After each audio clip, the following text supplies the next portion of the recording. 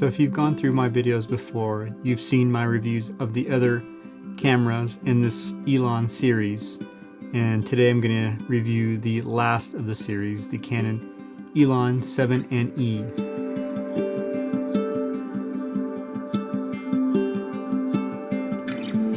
This camera was one of the last film cameras that Canon ever designed and released. The EOS 1V was the camera they sold all the way up till 2012, I think. But this was one of the last newly released cameras, and it was released in 2004. This camera replaced the ELAN 7 and was essentially just an incremental update to that camera with some visual redesign and a couple tweaks. I was even debating whether or not this camera deserved its own video since I did a video on the other ELAN, but I figured I might as well top this series off and talk about all the ELANs individually. Then I'll do another video talking about all of them together. Just like a lot of the other EOS film cameras I talked about, the biggest downfalls of this one compared to the 1N and 1V and the EOS 3 is that it doesn't have 1/8,000th of a second shutter speed.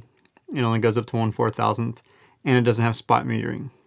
Beyond that, just like the EOS 7, it's a pretty full-featured camera, and it has pretty much everything you would need for film photography. So even though this is going to be a lot of repetitive information, I'll still go through some of the positives about this camera, and then I'll talk about the very few differences between this and the previous model. So overall, it has a really good design. I like the ergonomics. I like the feel of the grip.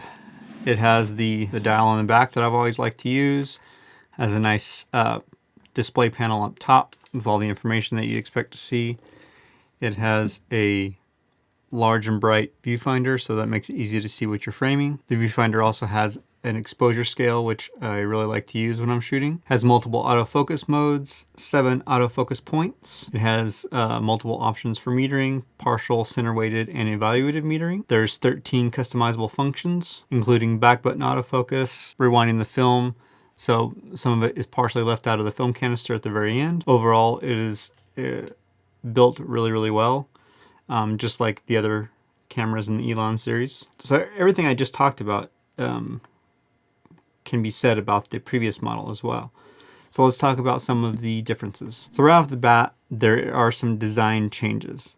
The biggest one being the black textured surface as opposed to the previous model, which had smooth surfaces around some of the sides and top. This one has a slight textured feel to it, slight matted texture feel. Another design element that's noticeable is the raised lettering on some of the dials, so you can actually feel the lettering on there, and they're not just painted on like they are on the previous model. And the same goes for the logo of the model of the camera itself on the side. That has a little bit of a raised feel to it. Obviously, none of that makes the camera work any different. But like I said before, you should like the design of the camera you use. There's nothing wrong with that. So this gives you some visual options between this and the previous model. Other visual changes are the fact that the top display on the new model, the newer model, illuminates. So you won't see it in this shot, but I'll do a close-up shot of that. So that acts like the EOS 1 series and the EOS 3 that have that top illuminated panel, which I really like that feature. If I'm shooting at night and I'm setting up a long exposure shot or something like that, instead of getting my eye close to the viewfinder again to check my settings, I can just look down at the LCD panel, hit that illumination button just to check to make sure that I have my shutter speed and aperture where I need it to be set. So those are the changes that are visual.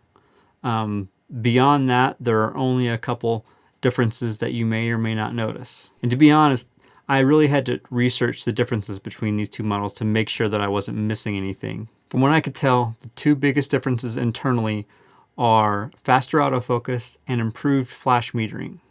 And that's really it. If there's something I'm missing that you know of, let me know in the comments, or I'll add something in the comments later if I find something out. But as far as I can tell, these are about as identical as they can get without being the same camera. The visual changes are the biggest thing. The matte surface versus the smooth surface, the raised letters versus the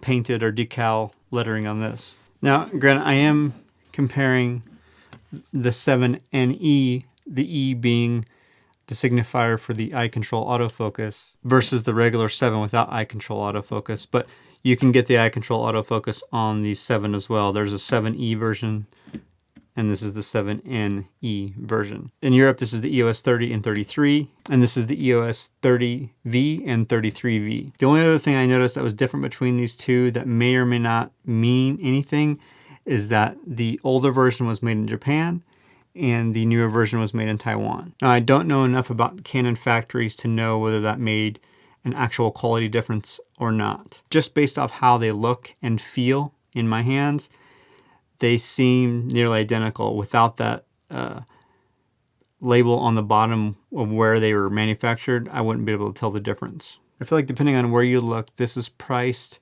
very similar to the previous model. Sometimes it might be listed a little higher because it is newer, but if you're looking online for a film camera and it's come down to this or the previous model, it's really a coin toss.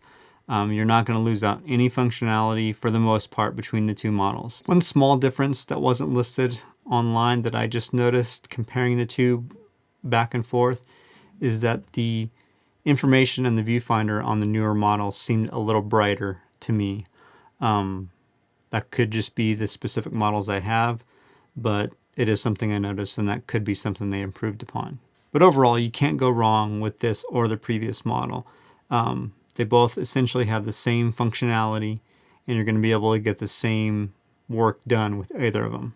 They may have very few differences, but they have a lot of positives that they share. One of those positives is that they are both compatible with the vertical battery grip. So this is the BP300, and I actually had that on the last video when I reviewed the EOS 7.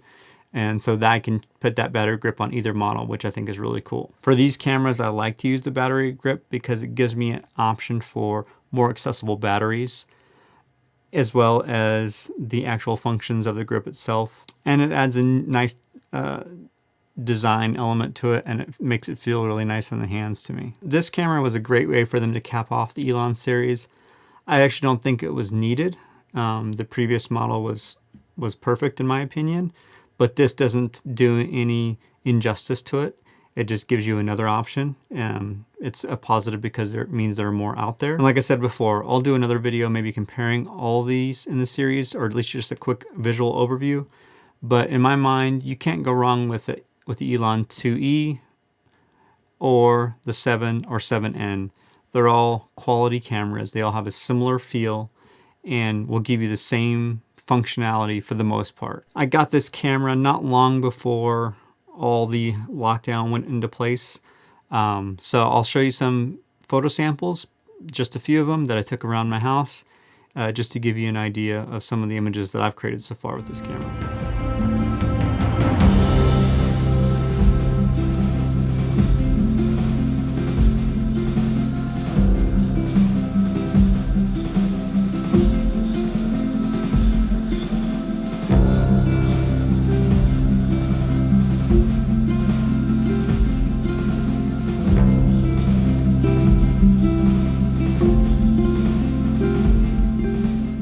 So really that's it for the EOS ELAN 7NE, or as you may know it, the EOS 30V. Bottom line for me with this camera, it's another great option in this series of EOS film cameras. And if you see this at a good price, you can't go wrong picking it up and adding it to your collection. So thanks again for watching another one of these videos. If you haven't already, please subscribe, and I'll talk to you soon.